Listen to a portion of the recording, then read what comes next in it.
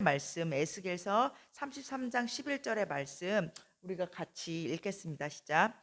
주 여호와의 말씀에 나의 삶을 두고 맹세하노니 나는 악인을 죽는 것을 기뻐하지 아니하고 악인이 그 길에서 돌이켜 떠나서 사는 것을 기뻐하노라. 이스라엘 족속아 돌이키고 돌이키라. 너희 악한 길에서 떠나라. 어찌 죽고자 하느냐 하셨다 하라. 아멘. 네, 우리가 계속 북이스라엘의 북이스라엘의 어떤 백성들의 전체적인 폐역함과 그리고 그럼에도 불구하고 하나님께서 엘리사라는 그 선지자를 통해서 계속 하나님이 그들의 손길을 채우고 있는 그 모습을 우리가 계속 살펴보고 있어요.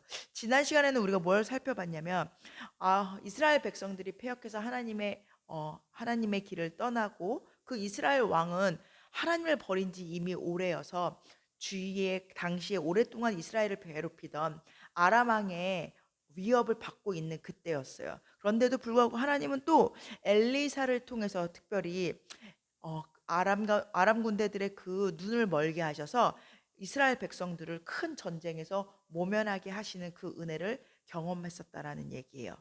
그리고 나서 또 얼마 지나지 않아서 다시 또 그 아람 사람들은 다시 이스라엘 사람들, 특히 북쪽 이스라엘 사람들을 포위하는 장면이 오늘 6장에서 나오게 돼요. 그리고 당연히 북이스라엘을 포위하고 있으니까 이스라엘 사람들은 오고 갈 수가 없는 거예요. 그 가운데 더 안타까운 사실은 그 땅에 기근이 일어났다라는 거예요.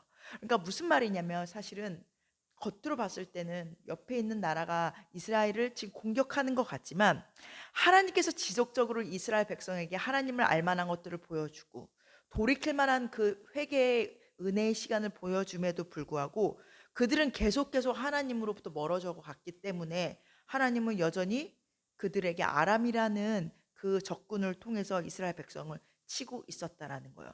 그리고 오늘 본문을 봐서 알겠지만 하나님은 여전히 또 다시 엘리사를 통해서 그들을 살 길을 마련하게 하세요. 그런 그때 어떻게 보면 다시 한번 하나님의 은혜를 경험하는 그때 전혀 다른 사람들이 나타나게 돼요. 어떤 사람들이냐면 하나님의 은혜를 경험하고 감사하기는커녕 오히려 하나님의 징계를 받고 또는 원망하는 사람들을 만나게 된다라는 거예요. 그래서 먼저 우리가 기억해야 되는 건 하나님이 아무리 좋은 것을 베풀어도 그것이 진짜 이스라엘 백성들의 참된 회개를 가져오지는 못했었다라는 거예요. 정말 참된 회개는 상황으로부터 환경의 변화로부터 일어나는 것이 아니라 그들의 심령에서부터 일어나는 거라는 걸 오늘 돌이키지 않는 이스라엘 백성들을 통해서 우리가 살펴볼 수 있을 것 같아요. 그래서 오늘은 하나님은 그럼에도 불구하고 그 징계 가운데 심판 가운데 그리고 이스라엘 백성들의 그 패역함 가운데서도 은혜를 베푸시는데 그 가운데서 왜 몇몇들은 하나님의 은혜를 경험하지 못하고 오히려 은혜 밖에서 저주를 경험하게 되는지 그 이유들을 우리가 오늘 한번 살펴봤으면 좋겠습니다. 먼저 하나님은 이스라엘 백성들을 버리지 않았어요.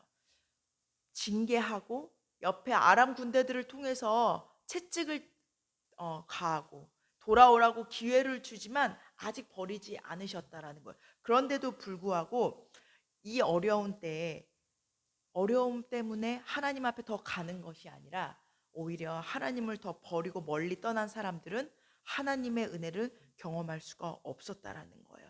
우리 다시 6장으로 돌아가서 6장 25절의 말씀, 6장 25절의 말씀을 한 번 더 같이 읽어 보겠습니다. 시작.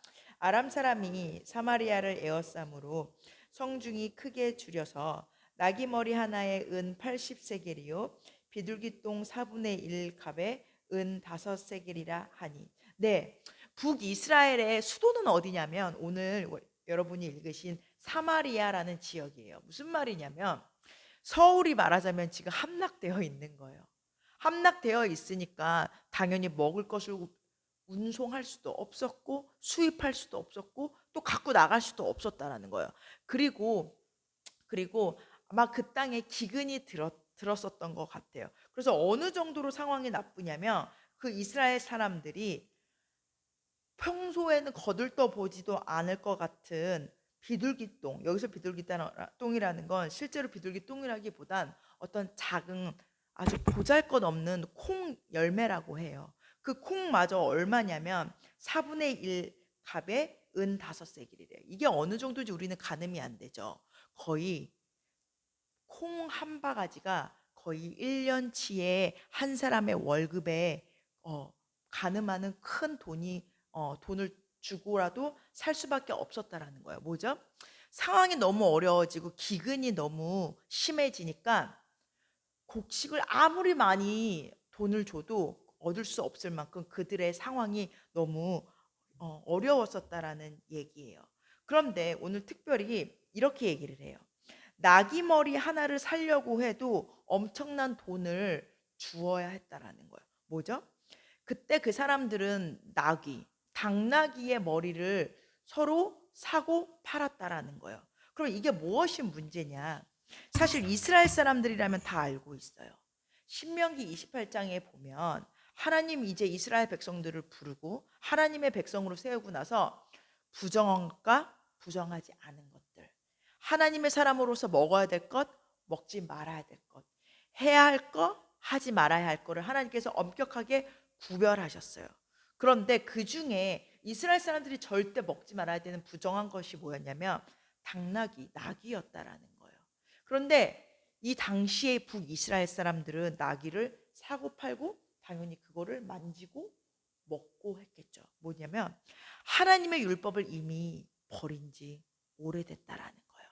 하나님이 하지 말라고 한 것에 대해서 전혀 이제 분별력 없이 자기네 마음대로 살던 그 상태가 지금의 이스라엘의 상태고, 그러니까 당연히 하나님께서 그 이스라엘 백성들을 다시 돌아오게 하기 위해서 아람 군대를 통해서 치고 있을 수밖에 없다라는 거예요.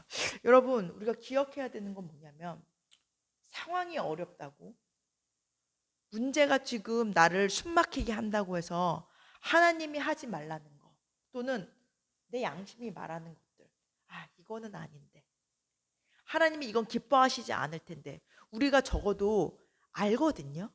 그런데 잠깐 타협하고 잠깐 하나님을 멀리 떠날 때가 있다라는 거예요. 그런데 하나님께서는 절대 그걸 용납하지 않으신다는 거예요. 왜 그럴까요? 왜 그럴까요? 왜 하나님은 이스라엘 백성들에게는 율법을 주고 이거 해라, 이거 하지 말아라고 엄격하게 말씀하셨을까요?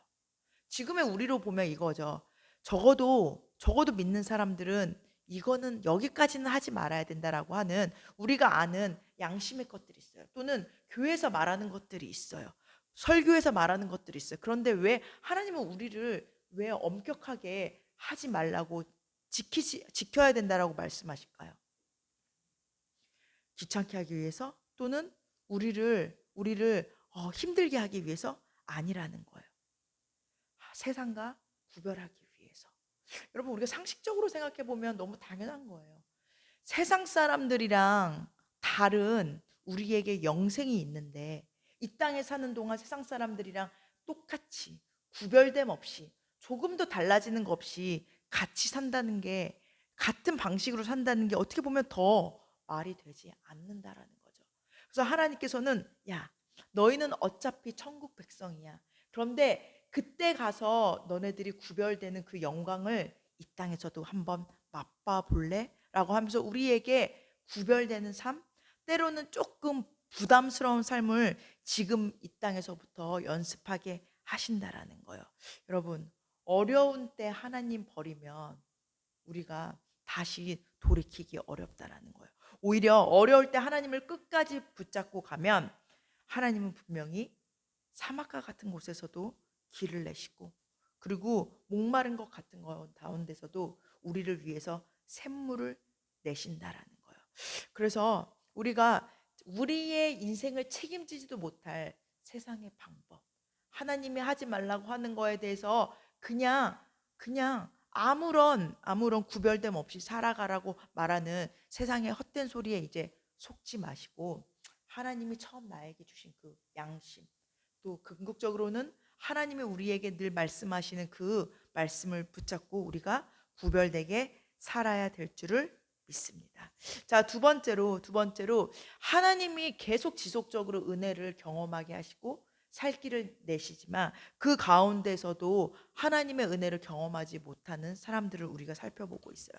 두 번째, 이 사람들이 왜 하나님의 은혜를 경험할 수가 없었냐는 거예요. 그래서 6장의 말씀을 살펴볼 텐데 27절, 28절, 29절 조금 길지만 세 절의 말씀 27절부터 같이 읽겠습니다. 시작. 왕이 이르되 여호와께서 너를 돕지 아니하시면 내가 무엇으로 너를 도우랴? 타작마당으로 말미암아 하겠느냐? 포도주 틀로 말미암아 하겠느냐 하니라. 또 이르되 무슨 일이냐 하니 여인이 대답하되 이 여인이 내게 이르기를 네 아들을 내놓아라. 우리가 오늘 먹고 내일은 내 아들을 먹자 하매 우리가 드디어 내 아들을 삶아 먹었더니 이튿날에 내가 그 여인에게 이르되 네 아들을 내놓아라. 우리가 먹으리라 하나 그가 그의 아들을 숨겼나이다 하는지라. 네, 맞아요. 두 번째로 하나님의 은혜를 경험하지 못하는 사람들의 특징은 깨달았지만 돌이키지 않는다는 거예요. 오늘 여기에 딱 두 사람이 등장해요. 당시에 북이스라엘 왕인 여호람 왕, 그리고 한 이름 모를 아들을 잡아먹은 여인이 나와요. 오늘 이 두 사람의 공통점이 있어요. 뭐죠?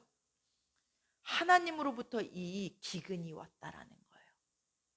하나님으로부터 이 지금 포위되는 상황이 왔다라는 거예요. 이것이 지금 이 처한 힘든 상황이 어쩌다 이렇게 된 것이 아니라 하나님으로부터 온 징계라는 걸 정확히 깨달았다라는 거예요.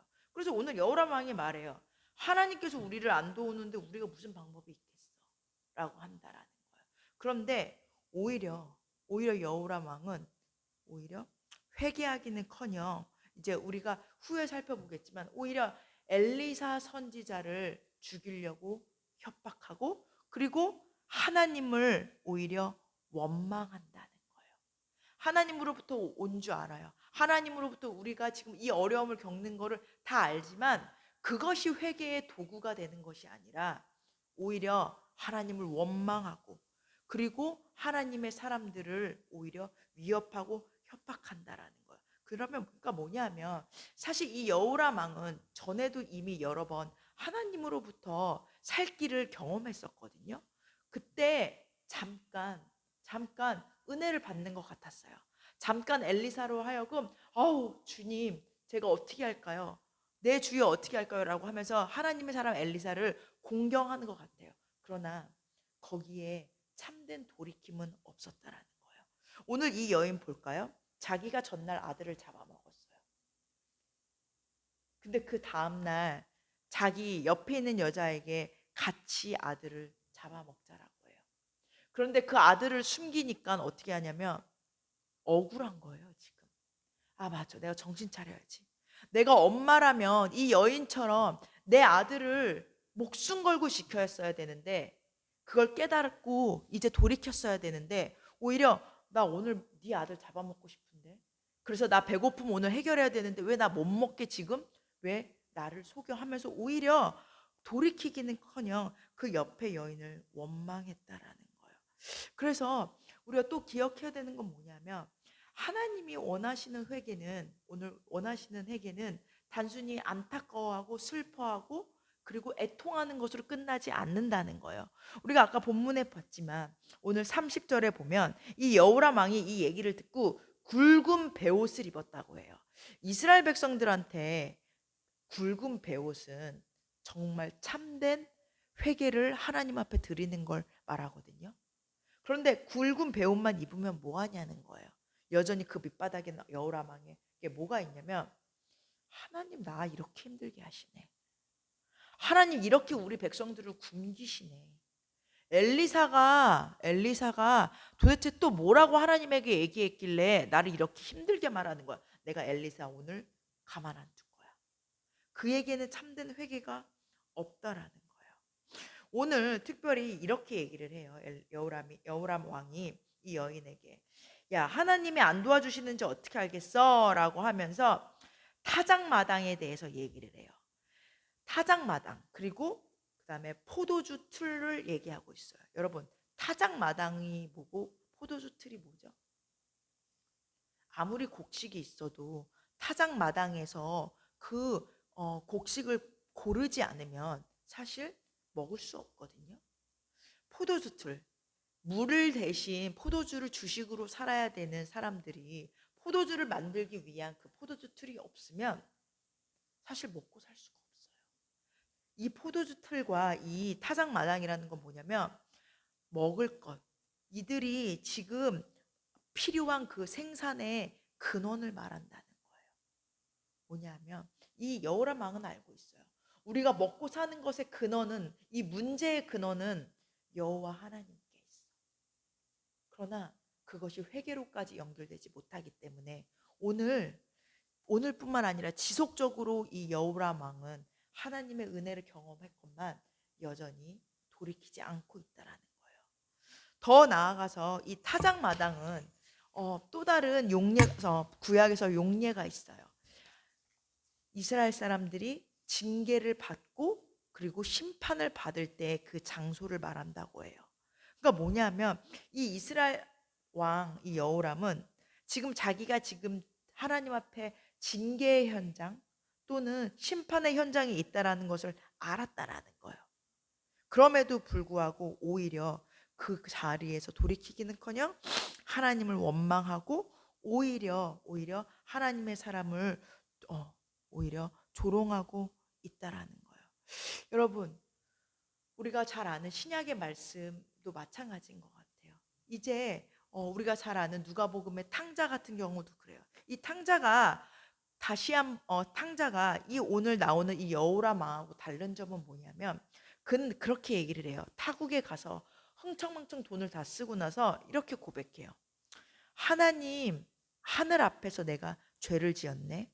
그런데 내가 지금 아버지에게 가면 적어도 우리 아버지 집에는 많은 먹을 것이 있어서 내가 배부르게 먹을 수 있을 거야. 내가 아들로 받아들여지지는 않더라도 내가 종의 한 사람으로 받아들여질 거야. 하면서 어떻게 하죠? 바로 그 자리에서 몸을 돌이켜서 자기 아버지에게 간다라는 거예요. 맞아요. 참된 회개란 울고 나 어떡해? 내가 잘못했네? 이렇게 하면서 감정적으로 흐느끼는 것이 아니라 내가 몸을 돌이켜서 내가 하나님께 직접 가야 된다라는 거예요. 내가 하나님 앞에 나 돌이켜야 돼 할 때 내가 여전히 그 자리에 머물고만 있는 것은 아니지. 하나님 앞에 돌이킨다라고는 하면서 내 발은 여전히 죄 가운데 있고 내 손은 여전히 악한 것을 만지고 내가 하나님으로부터 말로만 하는 것이 아닌지 우리가 점검해 봐야 될 줄 믿습니다. 하나님은 오늘도 내가 발걸음을 돌이켜서 내 손을 다시 이제 하나님의 일에 우리가 몸을 들여서 그리고 시간을 들여서 참된 회개를 하기를 원하신다라는 거예요. 그럴 때 우리는 하나님 앞에서 다시 한번 그 은혜를 경험할 줄을 믿습니다. 네, 세 번째입니다. 하나님 앞에서 은혜를 경험하는 사람들과 그리고 그 자리에 같이 은혜의 자리에 있지만 경험하지 못하는 사람들의 세 번째 특징은 뭐냐면 하나님의 능력과 그리고 선하심을 신뢰하지 않는다는 거예요. 우리 7장으로 넘어가서 7장 2절의 말씀, 7장 2절의 말씀을 같이 읽겠습니다. 시작. 그때 왕이 그의 손에 의지하는 자 곧 한 장관이 하나님의 사람에게 대답하여 이르되 여호와께서 하늘의 창을 내신들 어찌 이런 일이 있으리요 하더라. 엘리사가 이르되 네가 네 눈으로 보리라. 그러나 그것을 먹지는 못하리라 하니라. 네, 이제 그래서 엘리사를 죽이려고 여호람 왕이 사람을 보내고 직접 와서 자기 아랫사람들과 같이 엘리사를 죽이려고 오니까 하나님은 오히려 엘리사를 통해서 다시 한번 은혜를 베푸시겠다고 약속하세요. 어떻게 약속하냐면 아니야. 지금 어렵지? 지금 먹을 게 없어서 기근이 들지? 내가 내일 하루에는 너희들에게 살 방법을 줄게. 아까 그렇게 비쌌던 그 곡식들이 내일 하루만 지나면 나의 말을 신뢰하기만 하면 이제 한 스아를 한 세겔로 매매할 거고 보리 두 수아를 한 세겔로 매매할 거라는 거. 아까는 뭐라 그랬어요? 5세겔이라 그랬고 80세겔이라 그랬어요. 하루 사이에 하나님께서 이제 물가를 떨어뜨려 놓을 정도로 먹을 것을 충분히 공급하신다는 거예요. 그걸 약속하셨다라는 거예요. 여러분 우리가 기억해야 될 줄 믿습니다.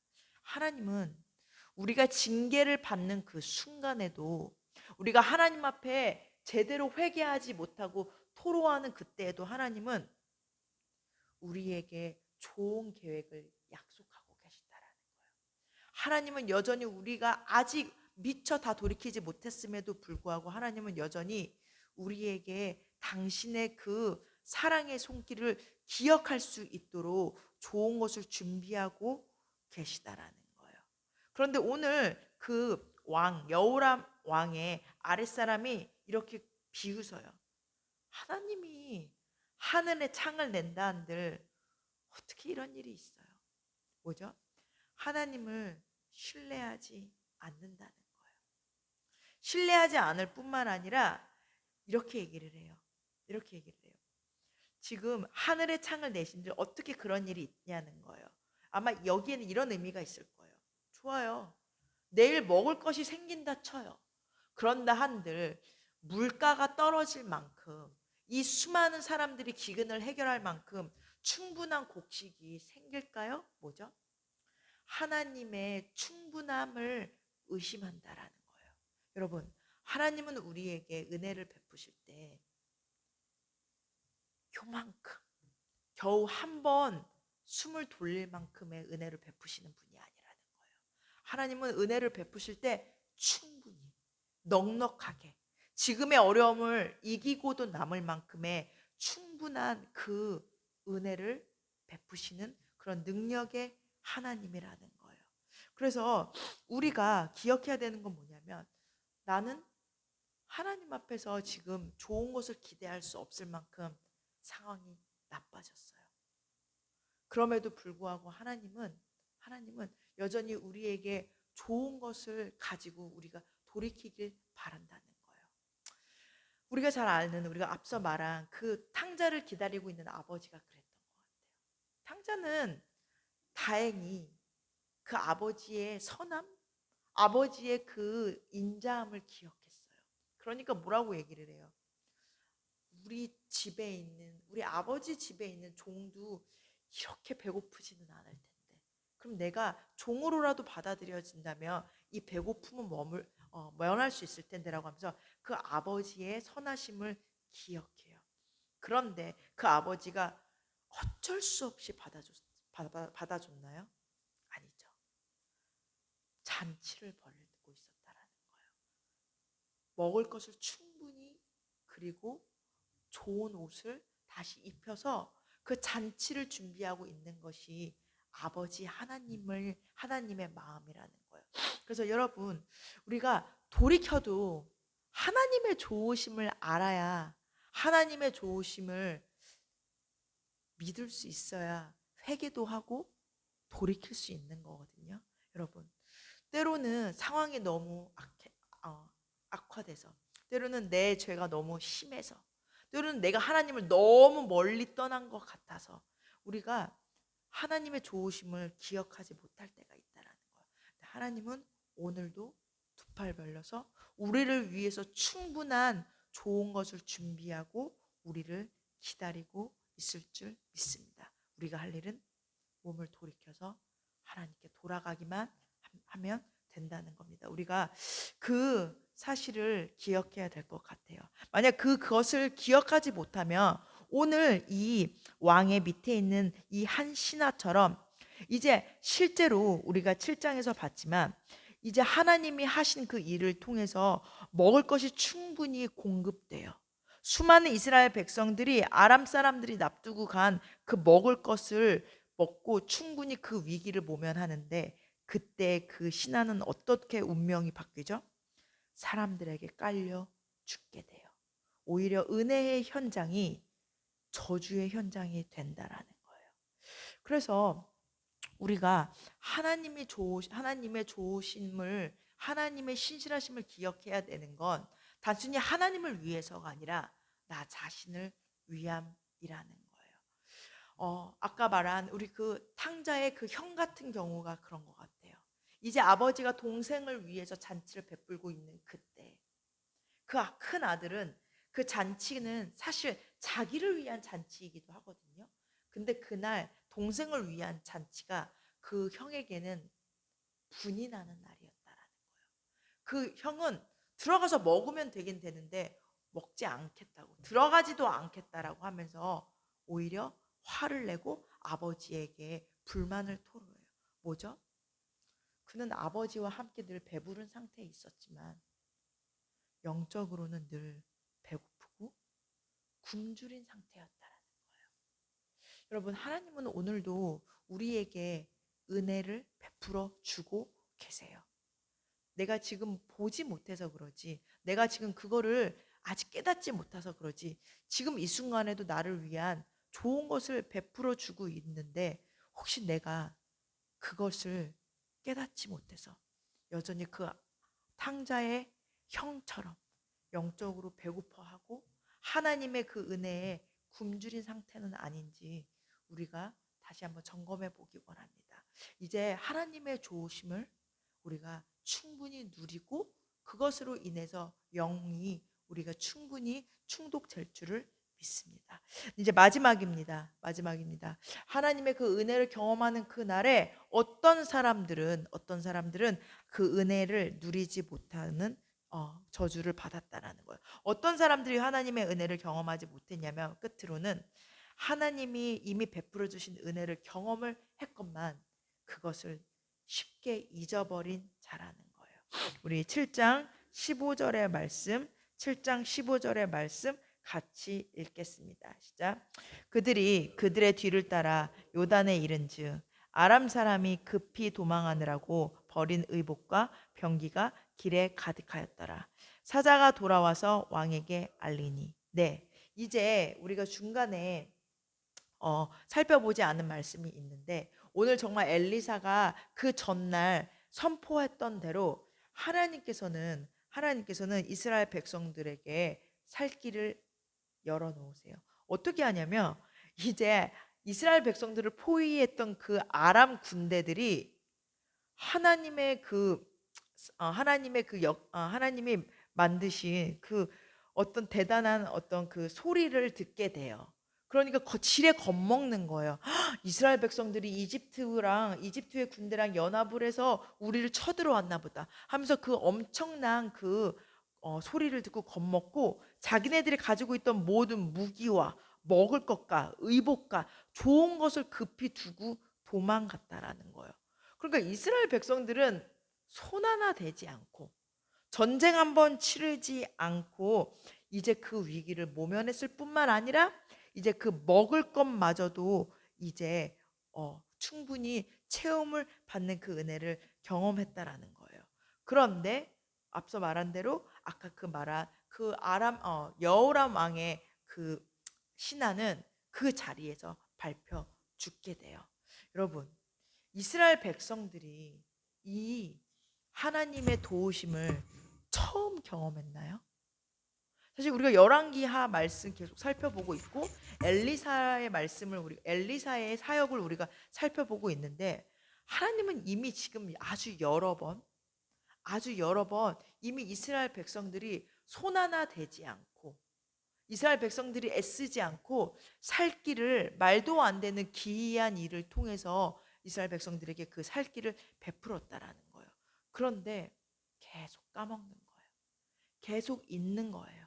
그러니까 조금만 어려워지면 오늘 여호람 왕처럼 하나님을 원망하고 하나님의 사람을 오히려 위협하고 오늘 그 신하들 그 여호람의 신하처럼 하나님을 하나님을 불신하고 하나님의 그 충분한 그 은혜의 공급하심을 계속 끊임없이 의심한다라는 거예요.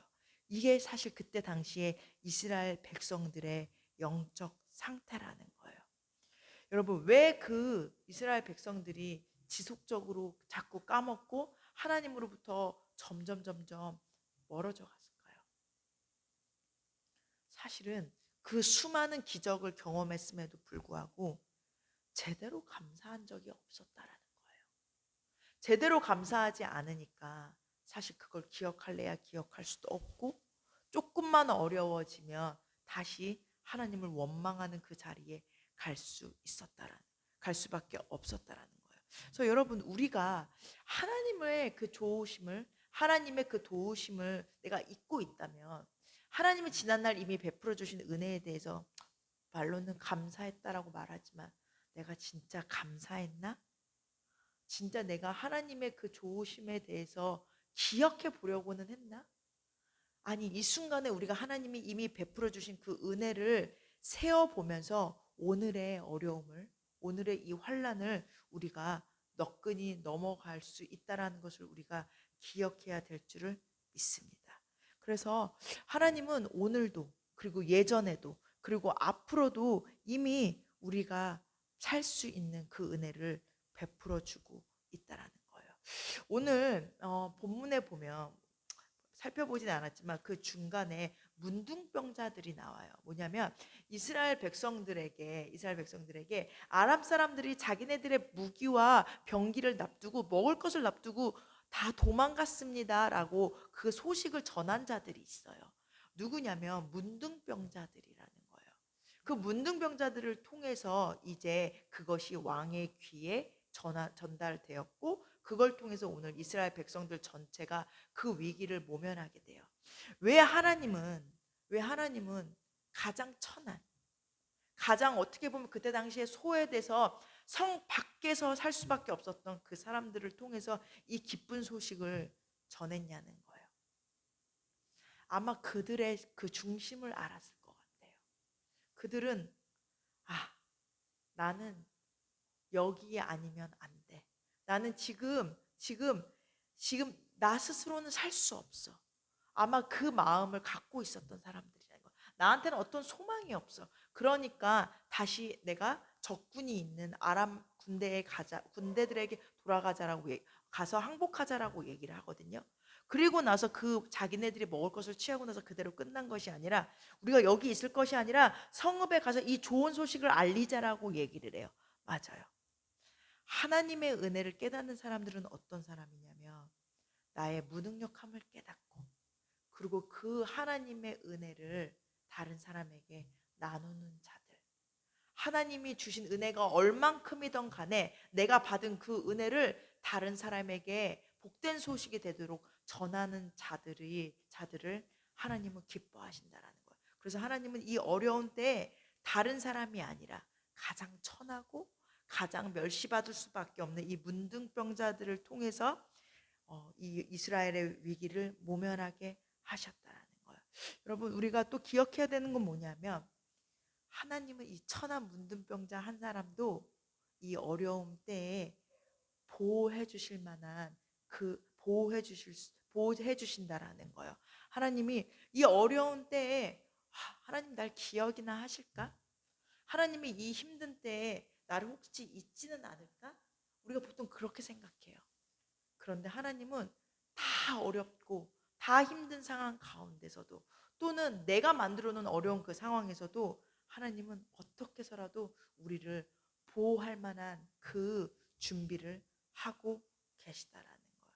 그래서 우리가 받은 그 은혜가 얼마만큼이든 간에 이제 그 은혜를 나 혼자 누리고 끝나는 것이 아니라, 이제 이 문둥병자들처럼 하나님의 그 복된 소식, 그 은혜의 소식을 다른 사람들에게까지 전하는 그 귀한 도구가 되어야 될 줄을 믿습니다.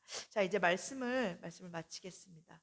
하나님께서는 이스라엘 백성들에게 지속적으로 돌이키라고 계속 얘기를 해요. 그리고 하나님께서는 실제로 여러 번 그 악한 땅에, 하나님을 떠난 그 땅에 은혜를 지속 베풀게 돼요. 그런데 그 중에서도 그 은혜의 날에도 하나님의 은혜를 경험하지 못하고 은혜 바깥에 있는 사람들을 오늘 살펴봤어요. 그러나 사실 여러분, 엄연하게 말하면 하나님이 그들을 은혜 바깥의 자리로 넘긴 것이 아니라, 은혜를 못 받도록 하나님이 그들을 몰아낸 것이 아니라, 사실은 그들이 하나님의 은혜를 기억하지 못하고, 하나님의 은혜 손길이 바로 여기에 있는데도 그것을 보지 못하고 불신했기 때문에 그 은혜를 경험할 수 없다라는 거예요. 하나님은 오늘 우리가 아까 에스겔서의 말씀처럼 악인이라도 단 한 사람이라도 멸하기를 원치 않으신다는 거예요. 오히려 한 사람이라도 돌이켜서 그 은혜를, 그 구원의 손길을 경험하기를 원하신다라는 거예요. 그렇기 때문에 여러분, 우리가 혹시 지금 겪는 어려움 때문에, 힘든 것 때문에 혹시 내가 하나님의 은혜를 경험하기에 너무 늦은 거 아니야? 내가 이미 하나님으로부터 버려진 거 아니야? 하면서 두려워 떠는 것이 아니라, 우리가 예수 그리스도로 하여금 나는 늘 어떤 상황 가운데서도, 처지가 어떤다 하더라도 나는 늘 하나님의 은혜 안에 있지, 이것을 우리가 믿고 그 담대함을 가지고 오늘의 어려움도 우리가 넉넉히 넘겨야 될 줄을 믿습니다. 우리 잠깐 말씀 붙잡고 기도한 후에 예배 마치겠습니다.